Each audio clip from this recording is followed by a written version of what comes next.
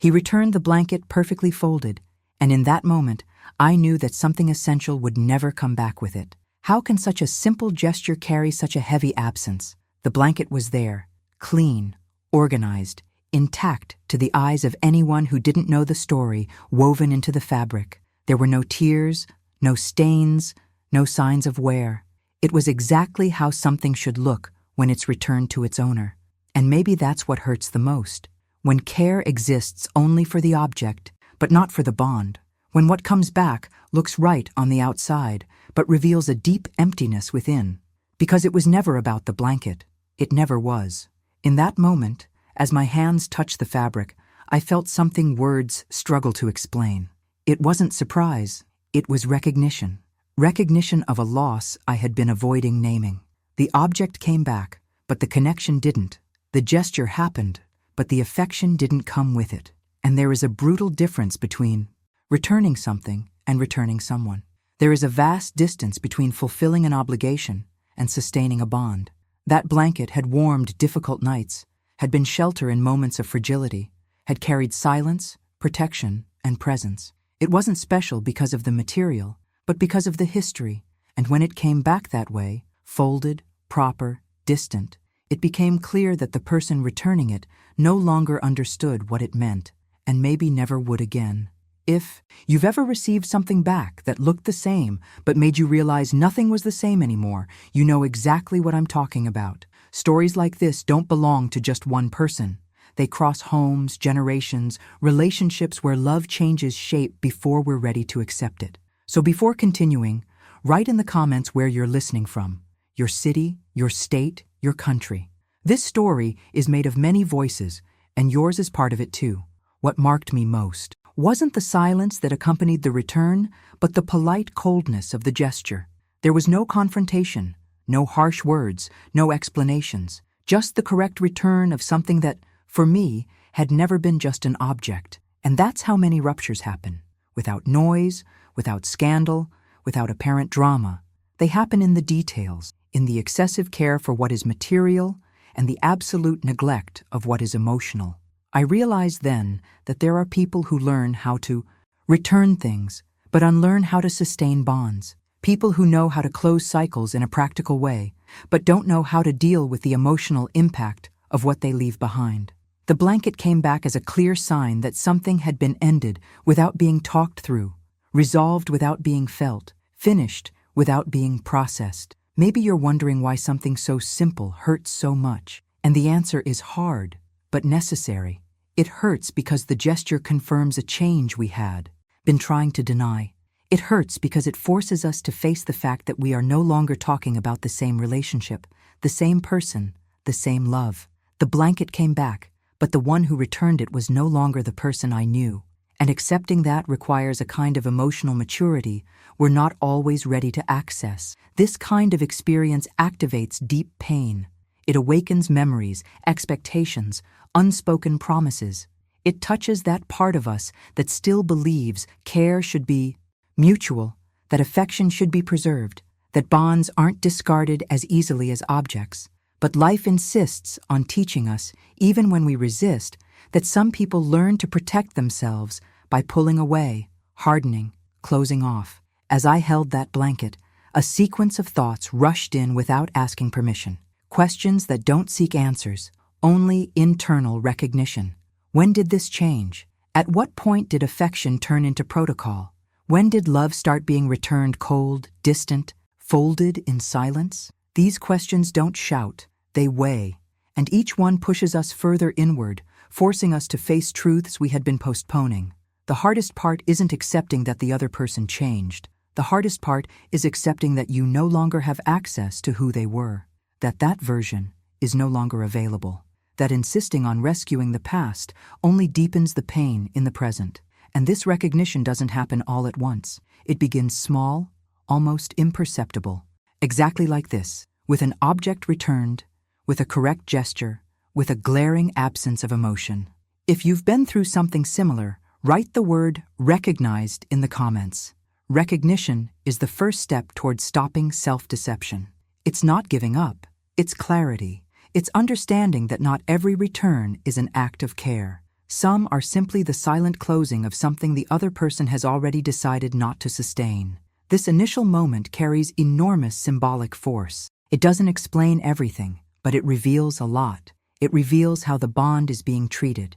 It reveals the level of emotional involvement that still exists. Most of all, it reveals whether there is still space for dialogue or whether only the cold formality of someone who has already moved on internally remains, even if they're still physically nearby.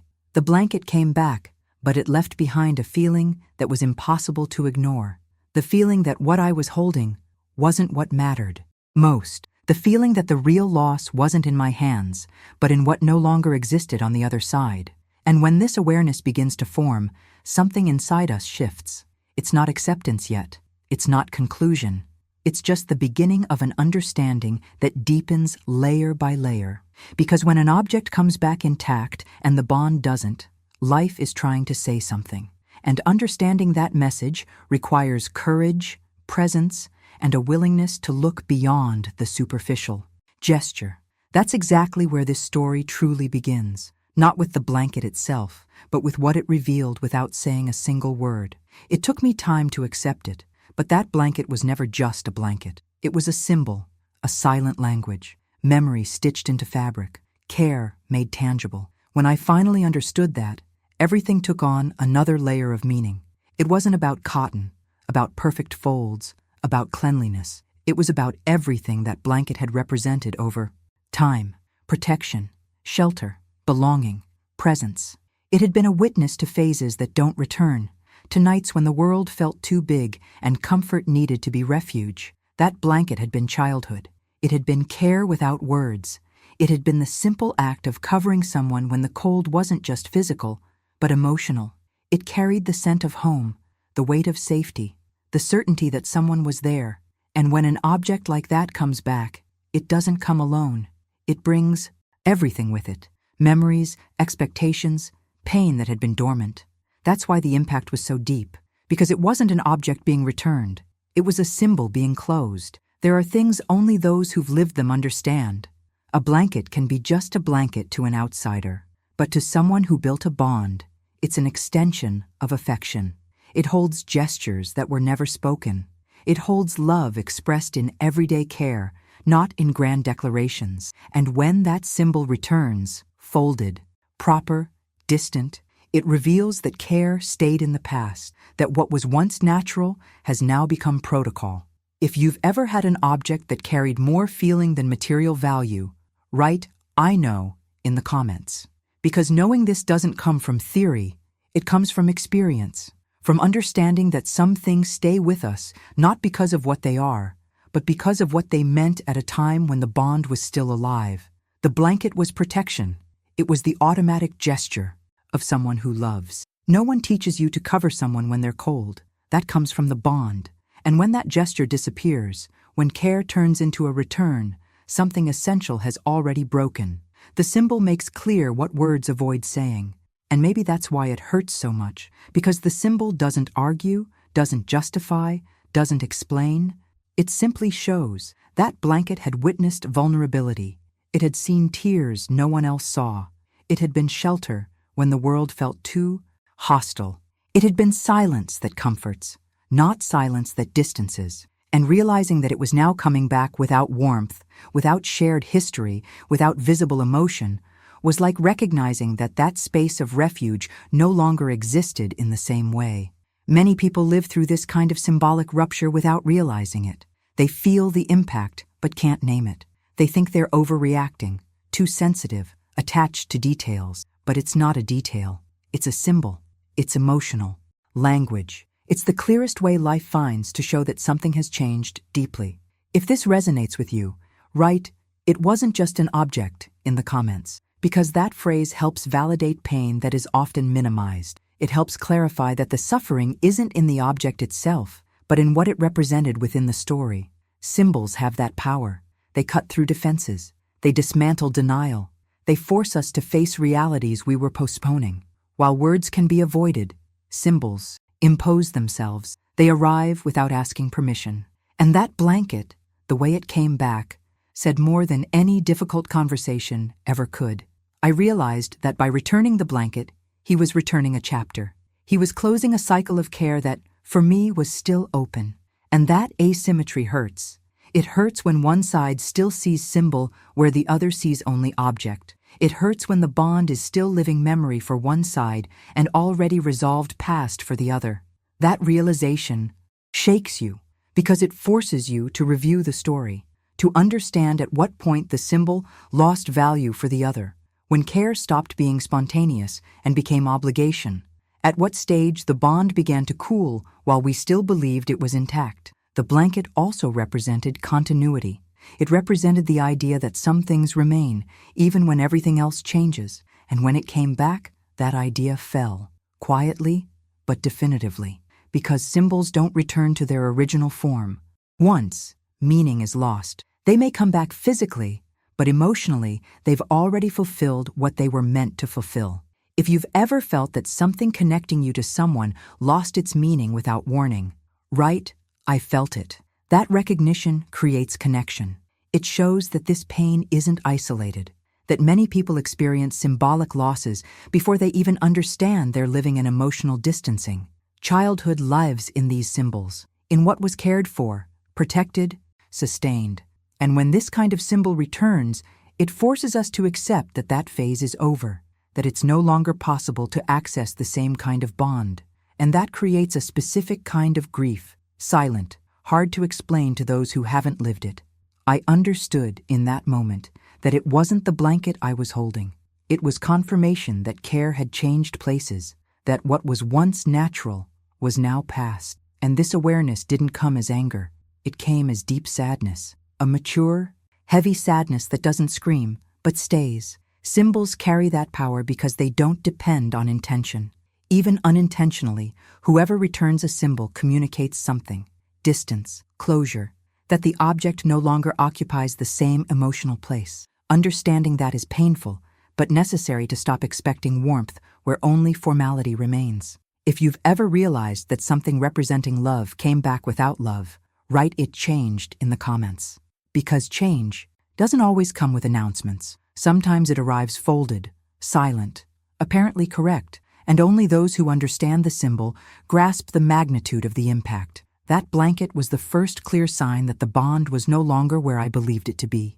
It didn't bring answers, but it brought truth. And when truth begins to reveal itself through symbols, we need to be prepared to look beyond the surface, because what comes next requires even more maturity, more awareness, more willingness to accept that some connections don't dissolve all at once, but reveal their absence little by little through simple gestures that carry meanings too deep to ignore. When love comes back cold, it doesn't announce its arrival. It shows up polite, controlled, apparently correct. There's no explosion, no scene, no harsh words. There's just a subtle, almost elegant distance that confuses more than it hurts at first. The gesture is clean, organized, socially acceptable. And that's exactly why it hurts so much. Because love doesn't return as rudeness, it returns as emotional absence. The return of the blanket carried that coldness. Everything was too right, too folded, too silent. It was the kind of correctness that leaves no room for affection. And when love arrives like that, it no longer warms. It touches, but doesn't embrace. It fulfills, but doesn't care. It respects boundaries, but no longer recognizes bonds. It was in that detail that I understood something. Essential had shifted. Cold love isn't lack of manners. It's excess distance. It's when someone does what needs to be done, but no longer feels the need to stay. It's when there's posture, but no surrender. And that dismantles those who still love, because coldness doesn't offer clear conflict. It offers doubt. It offers organized silence. And the one receiving it starts wondering if they're overreacting, too sensitive, creating pain where there's only formality. If you've ever received a correct gesture that hurt more than a harsh word, write "I felt it" in the comments. Feeling this isn't weakness, it's emotional perception. It's understanding that some absences hurt more than confrontations. Cold love doesn't shout. It cools slowly, until you realize you're trying to keep warm on your own. In that moment, I realized affection was no longer present, even in the details. There was no concern for the emotional impact of the gesture, no space for conversation, explanation, care. There was only the execution of something that needed to be closed. And when love becomes a task, it's no longer love. It's protocol. It's obligation fulfilled without involvement. The hardest part of dealing with emotional coldness is that it comes disguised as maturity. Many people confuse distance with balance, coldness with self-control, absence of emotion with strength. But anyone who's been on the other side knows it's not strength, it's blockage. It's not maturity, it's avoidance. Cold. Love is a way of not feeling in order to avoid responsibility. I felt that coldness pass through the gesture, not in what was done, but in what didn't come with it. There was no welcome, no recognition of the symbol's meaning, no care for the story being closed. And that revealed something I was still resisting. The bond was no longer being sustained by two people. It had cooled on the other side before I realized it. When love comes back cold, it also changes the one who receives it. You begin to explain less, expose less, protect parts of yourself that were once offered naturally. Because coldness teaches, even without words, that this is no longer a safe place to seek warmth. And that lesson hurts. It hurts because it doesn't come from a conscious choice, but from a need for emotional survival. If you've ever felt the need to close yourself off because the other was already closed, right, I learned. Learning this isn't bitterness, it's adaptation. It's realizing that continuing to offer warmth where there's no longer exchange is self-inflicted harm. Love needs reciprocity to stay alive. Without it, it becomes silent erosion. Coldness also reveals priorities. When someone returns something full of meaning without acknowledging its emotional weight, it becomes clear that the story no longer occupies the same internal space. The other has already reorganized feelings, redefined boundaries, moved on emotionally. And the one still trying to understand is left behind, reaching for something that has already shifted. This mismatch is cruel, because while one side is still processing, the other has already decided. While one still feels, the other protects themselves. And cold love is born exactly there. In the moment, one person chooses not to feel anymore to avoid dealing with the pain that feeling would require. I began to understand that coldness wasn't about me. It was about an inability to sustain deep bonds once they stop being comfortable. Loving requires moving through difficult phases. It requires dealing with frustration, change, internal conflict, and not everyone is willing to do that. Some prefer to cool off rather than face it. If this speaks to your story, write, "It wasn't lack of love, it was fear," in the comments. Fear of feeling, fear of responsibility, fear of staying when staying requires emotional maturity. Cold love is often a sophisticated defense against one's own vulnerability. Coldness also creates a specific kind of pain. The pain of not being able to point to something concrete. There was no aggression, no explicit disrespect, just distance. And that places the one who feels in a delicate position because it seems there's no legitimate reason for the pain to be so deep. But there is. Because love doesn't end only when someone leaves. It ends when someone becomes emotionally inaccessible. I realized that polite gesture was closing something I hadn't yet closed inside myself, and that put me before a silent choice. Continue trying to warm someone who no longer wanted warmth, or begin accepting that the bond needed to be reevaluated based on reality, not memory. If you've ever tried to keep alive something the other had already cooled, write, "I tried." Trying isn't wrong. What's wrong is continuing to try after coldness becomes constant. What's wrong is insisting where the other has already placed invisible boundaries. Emotional coldness also teaches about limits. It shows how far we can go without losing ourselves. It marks the moment we need to stop offering explanations, justifications, excessive presence. Because the more you expose yourself in the face of coldness, the more vulnerable you become to hurting yourself alone. At that point in the story, I didn't yet have all the answers, but I had one clear feeling. Something needed to change in me. Not to harden, not to close myself off from the world, but to stop offering myself in a space that no longer sustained emotional exchange. And that realization doesn't end anything. It simply inaugurates a phase that is more conscious, more painful, more honest. Cold love isn't the immediate end. It's the signal, the warning, the indication that the bond has entered another temperature. Ignoring it is continuing to expect warmth where only formality remains. From that point on, I began to understand that the correct gesture was only the beginning of a much larger internal confrontation, one that didn't involve the other, but the way I needed to learn to deal with losses that don't happen all at once, but reveal themselves gradually through every polite gesture that no longer carries love. He returned what was mine, but took who he was, and that was the hardest part to accept, because objects return, responsibilities can be closed, words can be spoken or swallowed, but people don't return to who they were. When I realized that, something inside me broke in a silent way, without spectacle, without immediate tears, but with a weight that settles in the body and doesn't ask permission to leave. It was no longer about the blanket, nor about the gesture itself. It was about the realization that that person no longer inhabited the same emotional place I was still trying to reach. There is a specific pain when the loss doesn't involve death, but change. When someone keeps breathing, walking, living, but is no longer recognizable to the one who loved them deeply. This kind of grief has no ritual, no clear goodbye, no social validation.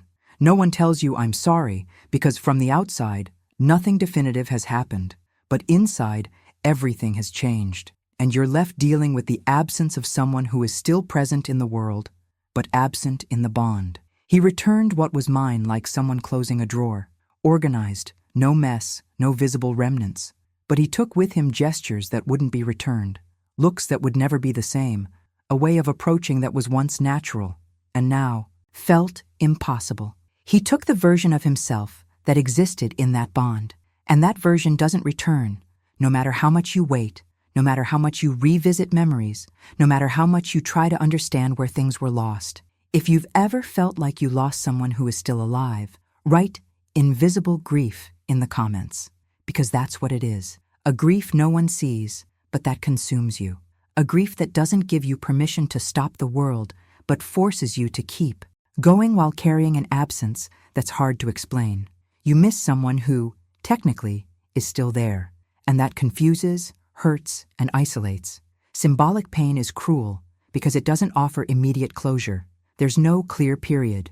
There are ellipses, prolonged silences, a constant feeling that something was left unfinished, even when the other has already moved on emotionally.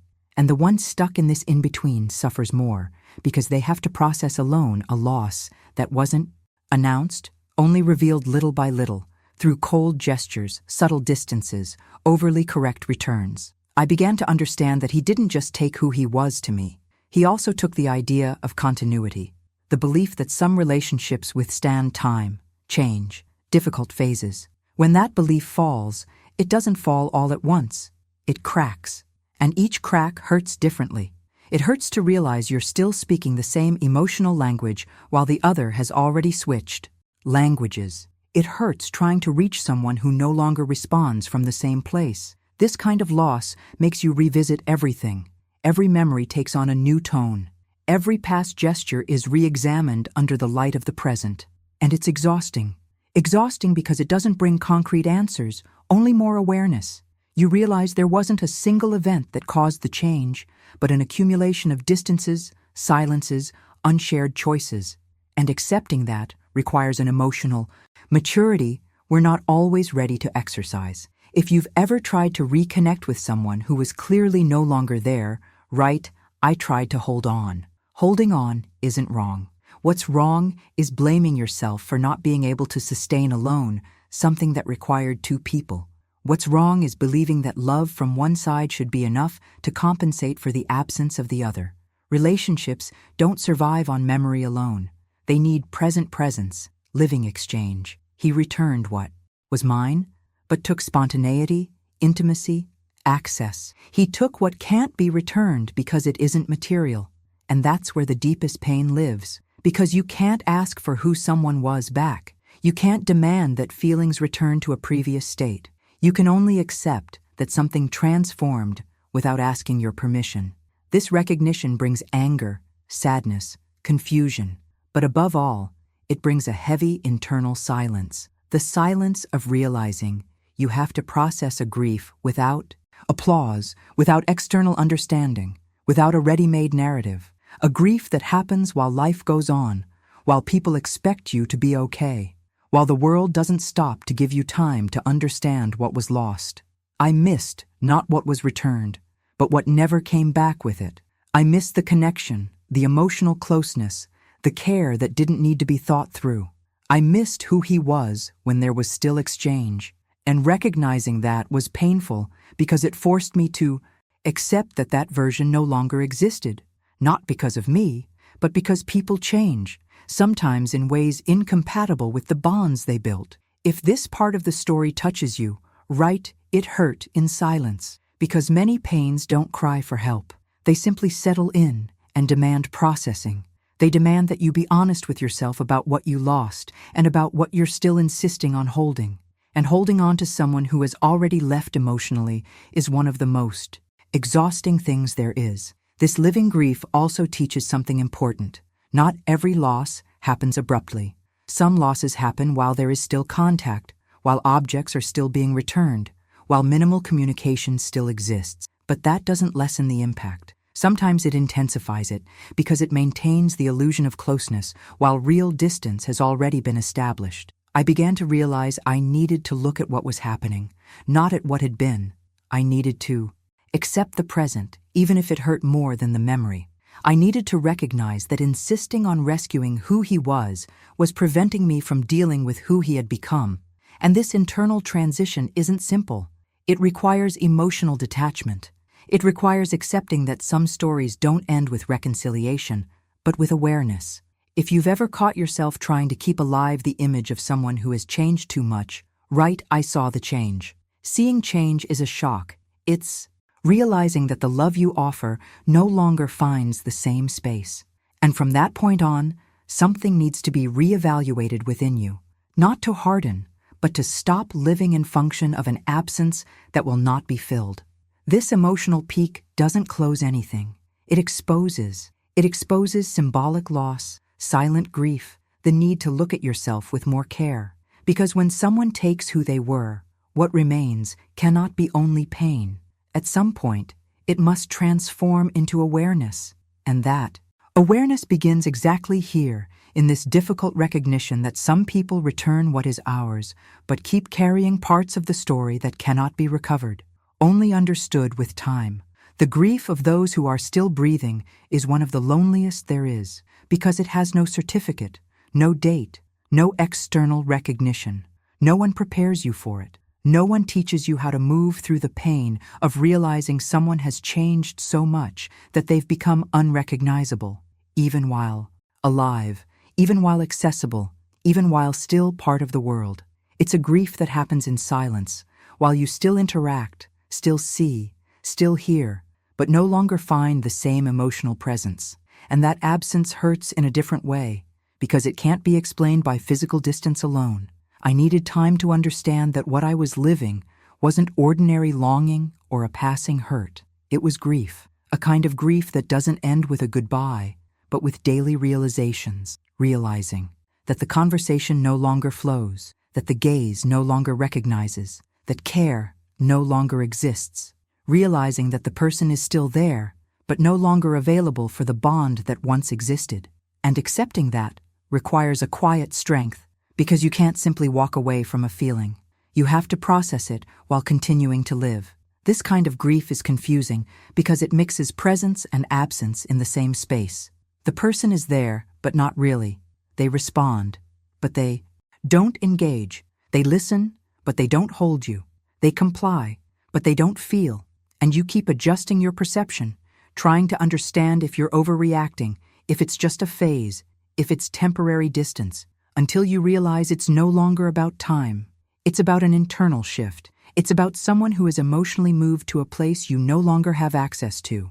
If you've ever felt like you lost someone without anyone actually leaving, write "living grief" in the comments. Naming it doesn't increase the pain.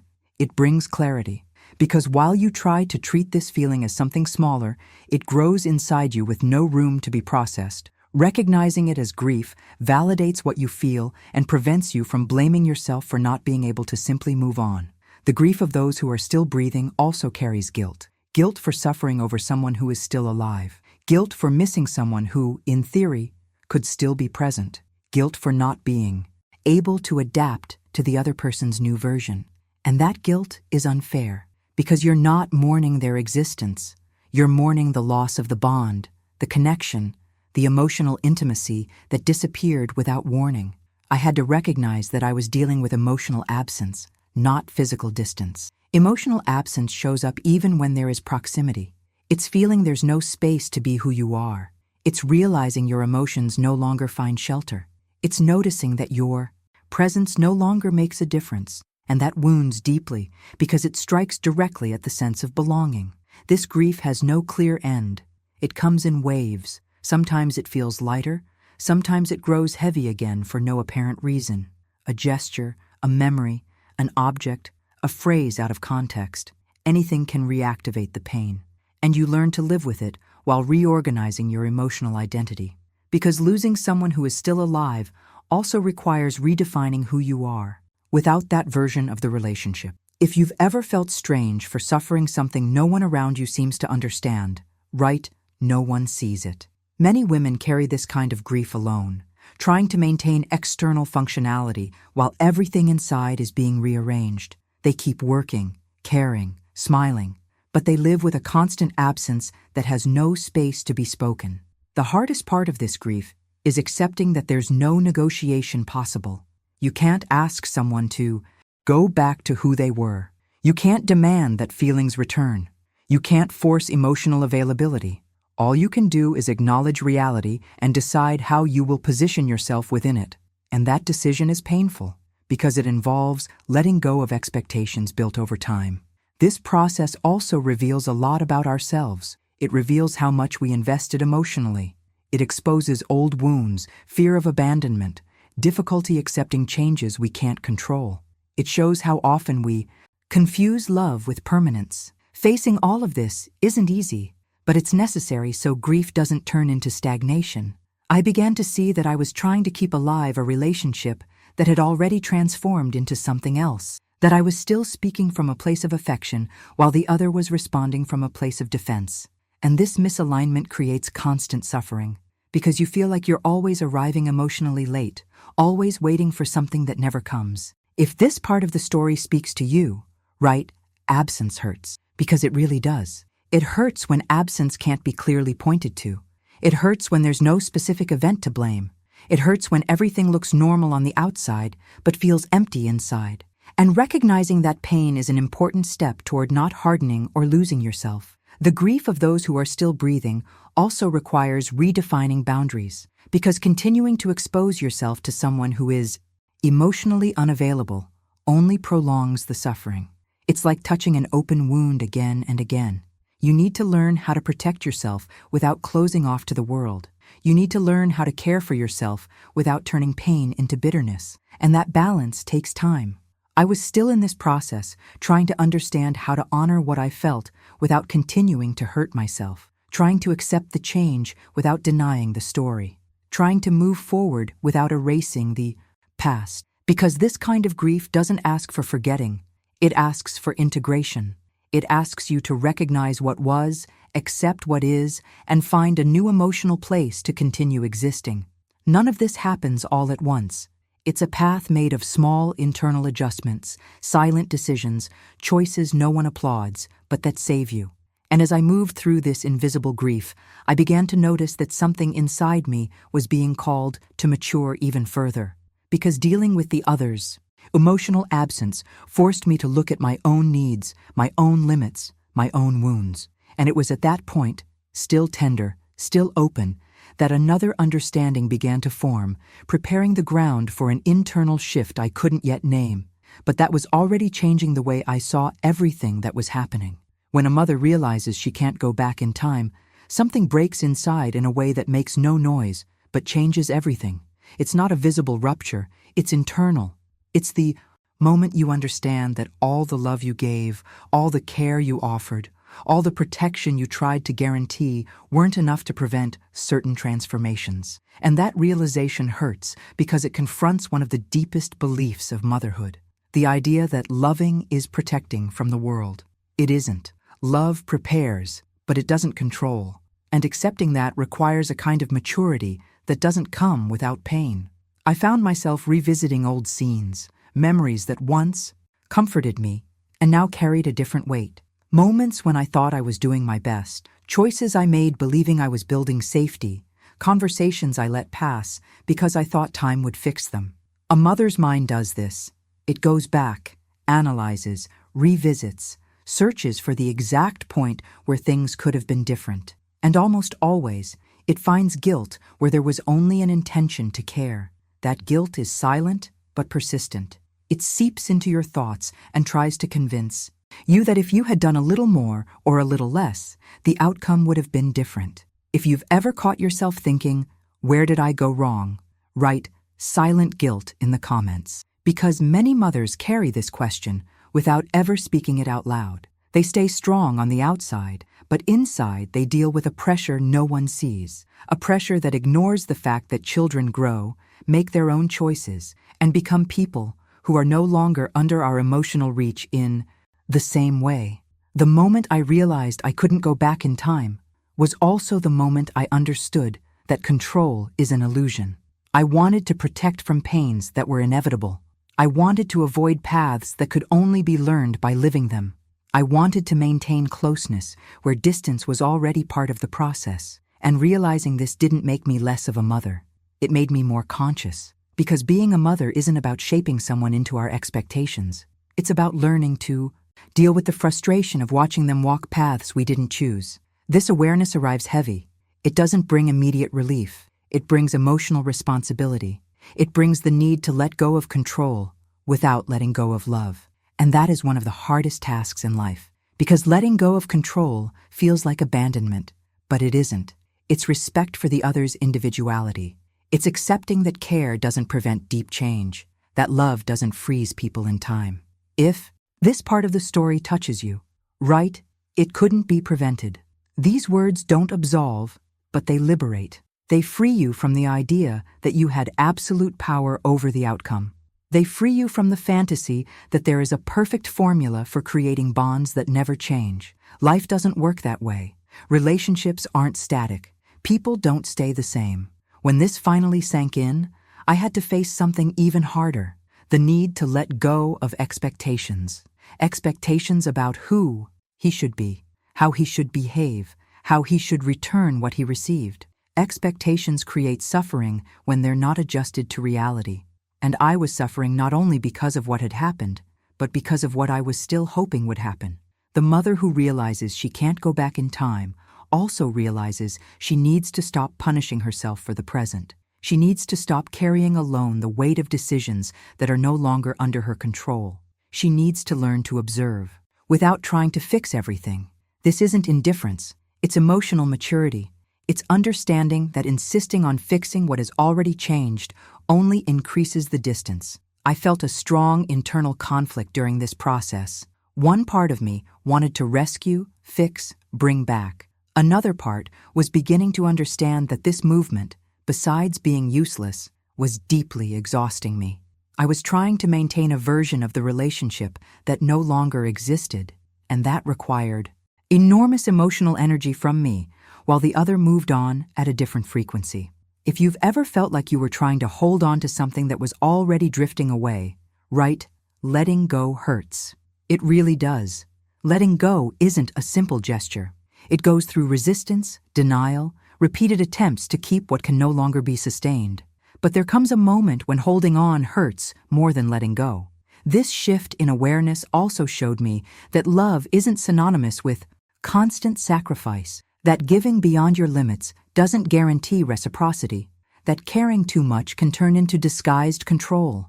And realizing this doesn't diminish love, it makes it healthier, because mature love respects boundaries, including emotional ones. When a mother understands she can't go back in time, she also begins to look at herself more honestly.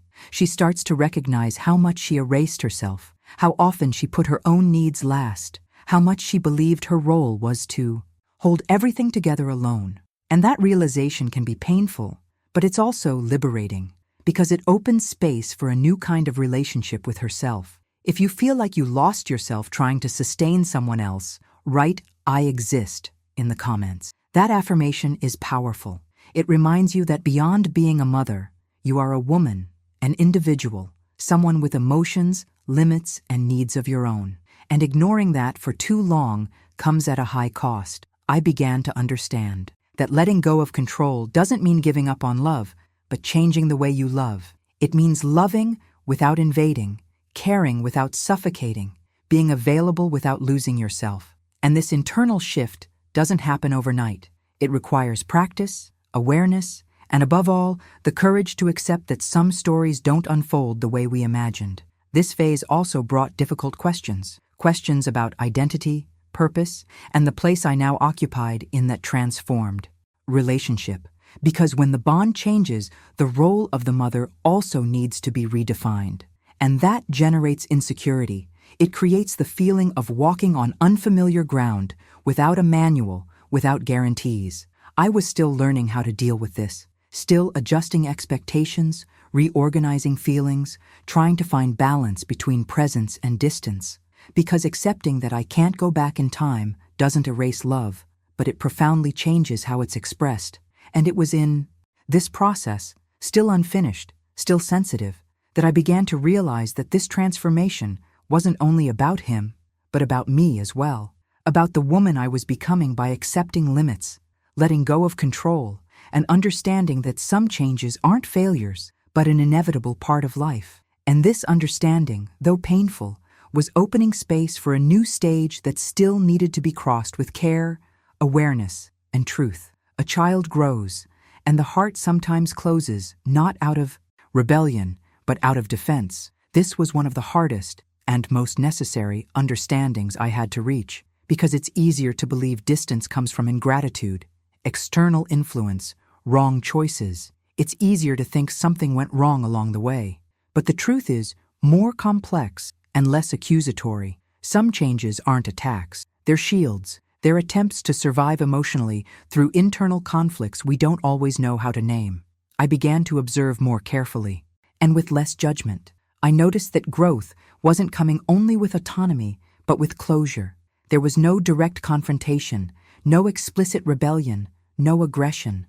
There was emotional distance, fewer words, and excessive care not to expose feelings. And that says a lot. It speaks of someone who learned to protect themselves by feeling less, speaking less, engaging less. Not every child who closes off is rejecting their mother. Some are trying to find themselves. Some are dealing with pain. They don't know how to share. Some are repeating patterns learned elsewhere, not out of malice, but survival. Understanding this requires emotional maturity, because it forces a mother to step out of the center of the story and see the other as an individual, not merely an extension of herself. If you've noticed someone you love closing off without explanation, write "emotional defense" in the comments. Naming it changes everything.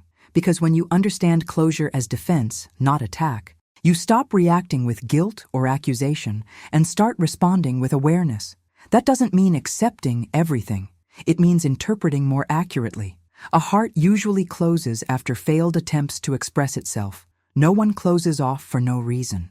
People close when they feel they won't be understood, when they believe their emotions are too much, when they learn that feeling is dangerous. And often, this doesn't begin within the family, but the impact reaches it. The mother feels the reflection, even if she wasn't the cause. This realization brought me to a delicate place, respecting silence without normalizing it. There is a fine line between empathy and self-abandonment. Understanding the other's closure doesn't mean accepting emotional exclusion without limits. It means recognizing their process without erasing your own pain. And that balance is difficult because mothers tend to go too far, justifying too much, adapting too much, waiting too long. If you've ever found yourself erasing yourself to avoid losing a bond, write, "I lost myself a little." Acknowledging this is an important step because empathy without limits turns into exhaustion, and prolonged exhaustion turns into silent resentment. Love shouldn't require you to disappear, so the other feels comfortable. A growing child needs space, yes. Emotional autonomy, yes. The freedom to make mistakes, yes. But when growth comes with total closure, something needs to be observed carefully. Not to control, but to understand. And above all, to decide how far you can go without hurting yourself. I began to realize that part of my pain came from the expectation of access. I still expected emotional closeness in the same format as before. I was still seeking exchanges that were no longer available, and that created constant frustration, because the other had already redefined how to relate, and I hadn't yet updated my expectations. Updating expectations hurts. It hurts because it requires accepting symbolic losses. It requires accepting that some versions of the bond remain in the past. It requires accepting that growing also means moving away from certain forms of intimacy. And that isn't abandonment, it's transition. But transitions hurt too. If you've realized you need to reposition yourself in a relationship that has changed, write "new place" in the comments. Finding a new emotional place is a process. It doesn't happen overnight. It requires observation, clear boundaries, possible conversations, and sometimes necessary silence. It requires accepting that you can no longer relate in the same way without hurting yourself. A closed heart also teaches something important. Not every absence is lack of love. Sometimes it's internal confusion. Sometimes it's fear. Sometimes it's a lack of emotional tools to deal with intense feelings. Understanding this prevents premature judgment. It prevents turning pain into war. It prevents even deeper ruptures. But this understanding doesn't erase the pain. It simply makes it more honest, because you can understand the reason for closure and still suffer from it. You can have empathy and still miss someone. You can respect the other's process and still need to protect yourself. These things don't cancel each other out. They coexist. I had to learn that loving someone who closes off requires a different kind of presence. A presence that is less invasive, less insistent, less anxious. A presence that observes more than demands. But I also had to learn that this doesn't mean being available at any cost. My love didn't need to be a constant test of endurance. If this part of the story resonates with you, write balance. Because emotional balance is what keeps us from swinging between control and abandonment. It's what allows us to love without losing ourselves. It's what allows us to respect the other without disrespecting ourselves. A child's growth also confronts a mother's identity, because when the other closes off, you question your place, your role, how far to go, how much to speak, how long to wait. These questions don't have ready-made answers. They must be lived, felt, adjusted over time. I was in this process, trying to understand how to maintain connection without invading, how to love without suffocating, how to be present without insisting, and above all, how to accept that not every closure is personal, but every pain felt is real and needs care. This learning doesn't come with a manual. It comes with mistakes, retreats, attempts. It comes with days of clarity and days of confusion. It comes with the difficult task of sustaining empathy without abandoning yourself. And that is exactly where emotional maturity begins to solidify. Not when everything is resolved, but when you learn to deal better with what isn't. The child grows, the heart closes, and the mother needs to grow too. Not to harden, but to strengthen. To learn how to love in a way that doesn't make her sick. To learn how to respect processes without erasing her own emotional existence. And as I moved through this understanding, I began to sense that something even deeper was forming within me. Something that wasn't only about him, but about how I needed to position myself in the face of what could no longer be forced, only understood and little by little reframed. It took me time to understand, but when it finally settled, it felt like something heavy lifted from my chest. It wasn't the blanket I was waiting to get back. It never was. What I was waiting for, even without admitting it, was reconnection. A sign that there was still warmth, bond, emotional space. The blanket was only the messenger. It revealed an absence that already existed, but that I hadn't yet had the courage to face directly. And recognizing that was painful, but also deeply liberating. While I clung to the object, I avoided looking at what truly hurt, because it's easier to talk about a blanket than to admit you feel disconnected from someone who was once so close. It's easier to grieve the return of something concrete than to accept the loss of an emotional connection. The blanket was tangible, visible, explainable. The absence wasn't. Absence is diffuse, silent, hard to point to. And maybe that's why it took me so long to understand where the real wound was. When this awareness arrived, it didn't come as a shock. It came as alignment. Everything began to make sense. The coldness of the gesture, the excessive care for the object, the lack of care for the emotional impact. It wasn't neglect of the blanket. It was distance from the bond. I didn't want the fabric back. I wanted what it represented. I wanted emotional access that no longer existed. And as long as I didn't accept that, I would keep waiting for something that couldn't be given. If you've realized you were insisting on something symbolic to avoid facing a greater absence, write, "That wasn't it," in the comments. That phrase is simple but powerful. It marks the moment when you stop deceiving yourself and begin to look at the real pain, not its disguise. Because many times we cling to details precisely to avoid facing what was truly lost. Understanding that it wasn't the blanket brought me clarity. I stopped projecting expectations onto small gestures. I stopped interpreting returns as possibilities of reconnection. I stopped expecting warmth where there was already coldness. This didn't happen all at once, but it began there, in that internal recognition that the object was never the center of the issue. It merely brought to the surface something that was already unfolding. This realization also changed how I saw myself. I realized how much I was trying to keep a connection alive on my own, how much meaning I was assigning to neutral gestures to sustain a hope that no longer had a real foundation. And that's exhausting. Exhausting because it demands constant emotional effort to fill voids that aren't yours. Exhausting because it places you in a permanent state of waiting, overinterpretation, emotional hypervigilance. If you've ever felt like this, always trying to read minimal signs, write, "I'm tired." It really is tiring. It's tiring to wait for emotional reciprocity from someone who is no longer available. It's tiring to hold expectations that only generate frustration. And admitting exhaustion isn't weakness. It's emotional honesty. When I accepted that it wasn't the blanket, something began to reorganize inside me. I started letting go of the narrative that the gesture could mean reconnection. I began accepting that what existed there was closure, not invitation. And that hurt, but it also brought a strange kind of peace. Because peace doesn't come only when things work out. Sometimes it comes when you stop fighting against what already is. This internal liberation didn't erase love, but it removed the weight of expectation. I could love what was without demanding. It remained the same. I could honor the story without being trapped by it. I could recognize the value of the bond without forcing its permanence. And that changes everything. Because when you stop expecting the other to give back something they no longer have to offer, you begin to give things back to yourself. I began giving myself back the emotional time I had been spending waiting.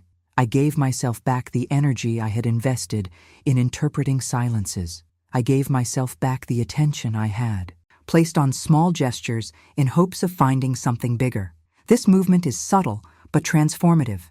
It doesn't happen through grand declarations, but through silent internal decisions. If this part of the story is touching you, write "I let go" in the comments. Letting go doesn't mean forgetting or minimizing what was lived. It means stopping the insistence on something that is no longer available. It means choosing not to hurt yourself repeatedly over the same emptiness. It means respecting your own emotional limits. Understanding that it wasn't the blanket also made me look at other situations in my life. How many times did I cling to symbols, details, small gestures to avoid facing the reality of distancing? How many times did I wait for external signs to validate something that was already clear inside me? This story wasn't isolated. It spoke to old patterns, to ways of loving that always placed my hope in the other's response. And this realization is uncomfortable because it demands emotional responsibility. It requires you to stop outsourcing your peace. It requires you to accept that not every bond ends with dialogue. Not every story ends with explanation. Some end in silence. And silence, as painful as it is, also communicates. The blanket made that unmistakably clear. It showed that what I was looking for was no longer there, and continuing to insist would only keep hurting me. So little by little, I began to shift my focus. Instead of asking what the other didn't return, I began asking what I needed to recover within myself. If you've ever felt like you were waiting for something external in order to move forward, write "my turn." Because there comes a moment when healing doesn't come from the other. It comes from your decision to withdraw emotionally in order to care for yourself, from the choice to stop asking for warmth where there is no longer exchange. This stage was fundamental to my internal liberation, not because it solved everything, but because it put me in motion. A movement toward myself, a movement of conscious withdrawal, not closure, a movement of self-love that doesn't depend on anyone's validation. I understood that the blanket had fulfilled its role. It brought clarity. It revealed absence. It ended an illusion. And from there, I could begin to heal not the loss of the object, but the pain of disconnection. This healing wasn't fast or simple, but it was honest, and emotional honesty is the first step toward any real liberation. There was still much to be processed, confusing feelings, memories, remnants of hope, but something essential had already shifted. I was no longer trapped by the symbol. I was beginning to deal with reality. And it's exactly at this point that the story gains a new layer. Because when you understand what you were truly waiting for, you also begin to understand what you can no longer accept. And that understanding opens the way to an internal positioning that changes how you relate to the past, to the other, and above all, to yourself. Some things don't come back, and that too is love. I had to learn that loving isn't holding on, isn't insisting, isn't trying to freeze someone in time to ease our own pain. Loving, sometimes, is allowing the other to move on differently, even when it breaks expectations, even when it hurts in places we didn't know existed. There is a quiet maturity in accepting that not everything that was real needs to remain the same, to still be honored. Some stories fulfill their purpose and end the way they can, not the way we wish they would. When I accepted this, I stopped fighting reality. I stopped demanding impossible returns. I stopped measuring love by permanence. I understood that letting go doesn't erase what was lived. It simply prevents pain from occupying more space than it deserves. Love that was real isn't lost. It transforms. And sometimes, the greatest proof of love is respecting the other's path without abandoning your own. Now, there's another video from the Matriarch Secrets appearing on the screen. A new story, a different wound, another truth that may also speak to something you have lived or are still living. Each episode carries a different kind of wisdom, because no pain is the same, but all of them ask for awareness, strength, and maturity. Stay with me. There is always more to understand, more to feel, and more to transform.